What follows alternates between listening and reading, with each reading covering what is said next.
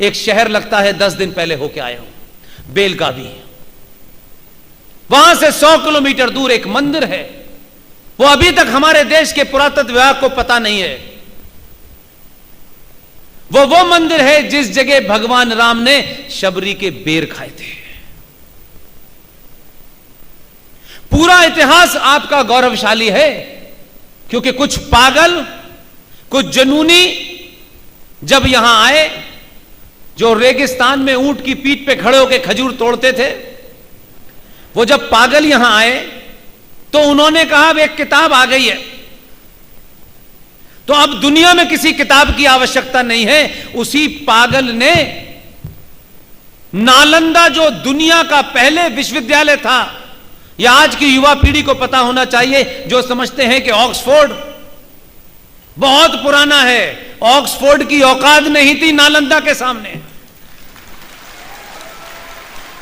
नालंदा में एक पागल जिहादी इस्लामिक पागल ने आग लगाई, 3 महीने तक उस लाइब्रेरी में आग लगती रही, इतनी किताबें थी।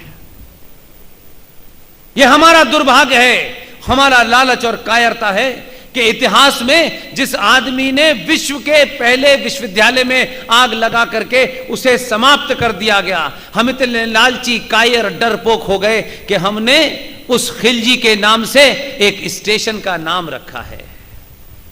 स्टेशन का नाम है बख्तियार खिलजी, ताकि हमारी आने वाली जनरेशन हमसे पूछे कि इसने इतना महान कार्य किया था कि इसका नाम आपने स्टेशन पर रख दिया गया है। इसलिए नाम में बड़ी ताकत होती है। इसलिए मेरा आज भी मानना है कि प्लेसेस ऑफ वर्शिप एक्ट 1991, जिसके तहत सरकारों ने किसी दबाव में, आपके लोगों ने किसी दबाव में उस पे बोला नहीं, उस एक्ट का एक हिस्सा इसलिए आपको सार्वजनिक मंचों से बता के जा रहा हूं, क्योंकि इसमें कोई क्रेडिट का मामला नहीं है। कोई भी करे पूरी ईमानदारी से करे, ये सोच के करे कि इसका नफा नुकसान मुझे मिलेगा या नहीं मिलेगा। मैं आज भी जो भी कुछ करता हूं, जो भी कुछ कर रहा हूं, ये सोच के कभी नहीं करता कि मुझे कुछ इससे चाहिए। मैं सिर्फ ये सोचता हूं कि मेरे जाने के बाद ये जनरेशन जब भी मेरा जिक्र आए तो मुझे गाली न दे।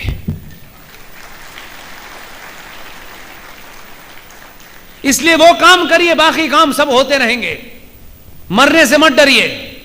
बहुत सारे लोग हैं जो इंतजार कर रहे हैं मौत का, मौत नहीं आ रही उनको। और बहुत सारे ऐसे लोग हैं जो सोते सोते चले गए, बैठे बैठे चले गए। मरना हम सबको एक दिन है। जो मरने से डरते हैं वो कभी जिंदा नहीं रह पाते हैं। इसलिए प्लेसेस ऑफ वर्शिप एक्ट 1991 के बारे में आपको एक सूत्र बता के जा रहा हूं। आपको लगता हो कि हम भाषण सुन लिया, अब हमें घर जाना है। घर जाइए, सोचिए कि आप जिंदा क्यों हैं। खाना खाने के लिए, बड़ी कार के लिए, बड़ी बिल्डिंग के लिए? यह माध्यम है, यह लक्ष्य नहीं है जीवन का। आप बड़ी बिल्डिंग में रह रहे हैं, छोटी बिल्डिंग में रह रहे हैं, आप पे कितनी बड़ी मार्कशीट है, नहीं मार्कशीट है। अरे आप तो वो भाग्यशाली लोग हैं जो जिंदा मिसाल आपने करके दिखाई है कि हमारे यहां तो ये माना जाता था कि ये बहुत पढ़े लिखे विद्वान हैं, इतने विद्वान हैं, पूछो कोई कार्य इन्होंने किया है? नहीं, ये विद्वान हैं, ये बुद्धिजीवी हैं, ये सिर्फ बुद्धि जी के बल पे खाते हैं और कुछ करते नहीं है। हम अपने बच्चों को हाई स्कूल में, वो बेचारा पास होता है, मां बाप उससे एक ही सवाल पूछते हैं, कितने नंबर आए, कितनी परसेंटेज हुई, अब तुम्हें कहां एडमिशन मिलेगा, अब वहां नहीं मिलेगा, यहां मिलेगा। भाड़ में गया एडमिशन।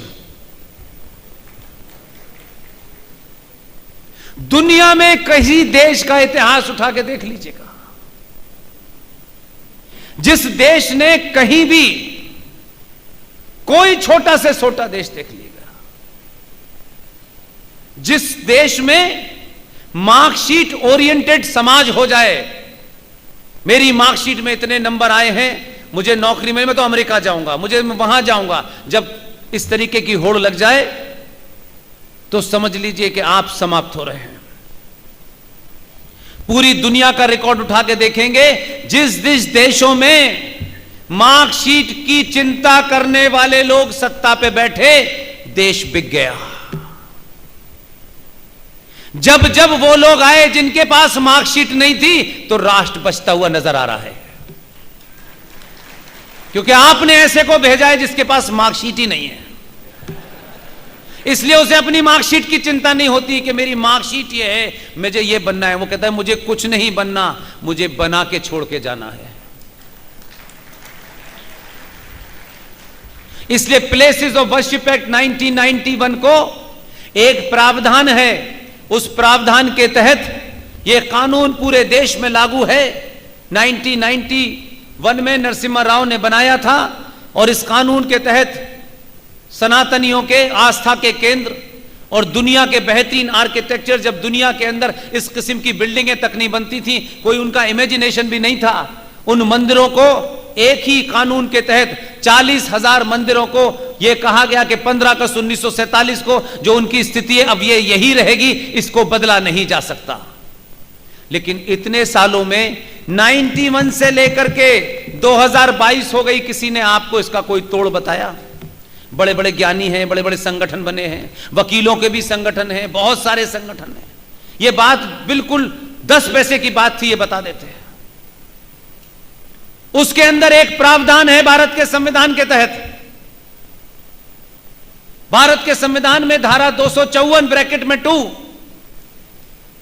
धारा 254 ब्रैकेट में 2 यह आपको ताकत देती है कि अगर केंद्र ने कोई कानून ऐसा बना दिया है, खासतौर से प्लेसेस ऑफ वर्शिप एक्ट 1991 के तहत, आप की आज मेजॉरिटी है, यह मौका आप ही के पास है, किसी और के पास नहीं है। मैं अभी जो हमारे यहां जिन लोगों ने मुझे खाना खिलाया है और रखने के लिए अपना कमरा भी दिया है, मैं अभी उन लोगों से यह बात कह रहा था कि जुलाई के बाद आपके हाथ में से वो मौका भी निकल जाएगा। मेरा ऐसा मानना है, आज की स्थिति यही बताती है, क्योंकि वो नंबर गेम है। जुलाई में भारत के राष्ट्रपति का चुनाव होना है। वो समीकरण नहीं है कि अपनी मर्जी का राष्ट्रपति आप ले आए आज की डेट में। कल क्या होगा मैं नहीं जानता, ये 2 खिलाड़ी क्या करेंगे मुझे नहीं पता, लेकिन आज की जो परिस्थिति है उसमें राष्ट्रपति आप अपनी मर्जी का नहीं ला पा रहे। लेकिन आपके हाथ में अभी एक चीज है, आप 254 ब्रैकेट में 2 इस प्रावधान के तहत हर राज्य को इस बात की इजाजत दी जाती है कि केंद्र सरकार के इस कानून से अगर आपके राज्य की विधानसभा ये प्रस्ताव पारित करे कि प्लेसेस ऑफ वर्शिप एक्ट 1991 के तहत जो गुजरात में जितने मंदिरों के ऊपर रोक लगी हुई है, अगर आप उसे हटाना चाहते हैं तो इस 254 ब्रैकेट में 2 जो धारा है, इसके तहत आपकी विधानसभा एक प्रस्ताव पारित करे कि गुजरात राज्य को प्लेसेस ऑफ वर्शिप एक्ट 1991 से मुक्त कर दिया जाए। यह प्रस्ताव पारित होगा। इस प्रस्ताव के पारित करने के बाद जैसे ही यह प्रस्ताव दिल्ली जाएगा, दिल्ली में आपका आदमी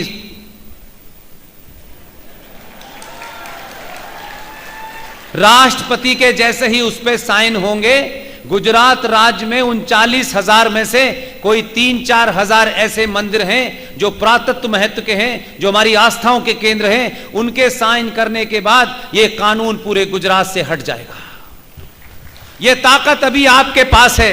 कल क्या होगा मैं नहीं जानता। हो सकता है कि आप तिगने बहुमत से आए, हो सकता है कुछ बहुमत से कम रह जाएं, और जब बहुमत से कम रह जाते हैं तो फिर जो है मुश्किल हो जाती है। अभी विधानसभा है, मुख्यमंत्री के ऊपर दबाव डालिए। ये कितने दिन रहेंगे नहीं रहेंगे, एक मुख्यमंत्री आएगा, दूसरा आएगा, तीसरा आएगा। ये जब तक गुजरात रहेगा, जब तक ये देश रहेगा, प्रधानमंत्री भी आएंगे, मुख्यमंत्री भी आएंगे, लेकिन कुछ जो काम कर जाएंगे वो जीवन भर याद रखा जाएगा। इसलिए इस वक्त आप सब यही मांग करें पूरे अपने राज्य में कि आपके राज्य में कोई 3 से 4 हजार मंदिर हैं जो बहुत महत्व के मंदिर हैं। उन मंदिरों की महत्वता सिर्फ यही नहीं है कि वो पूजा पाठ के हैं, उनकी आर्किटेक्चरल वैल्यू ऐसी है कि दुनिया देखती रह जाएगी। उन मंदिरों को आप अपने कब्जे में ले सकते हैं। आपका बहुमत है, इस प्रस्ताव को पारित करा करके कम से कम दिल्ली भिजवा दीजिए। दिल्ली भेजने के बाद 24 घंटे में साइन होके वापस आ जाए। फिर कल अगर आप बहुमत में नहीं भी आए, सरकार भी आपकी नहीं बनी, लेकिन इससे तो आप आजाद हो जाएंगे, ये तो आपके पास रहेगा। मैंने आपसे बहुत सारी बातें की, मैं एक बार फिर आपसे कहता हूं,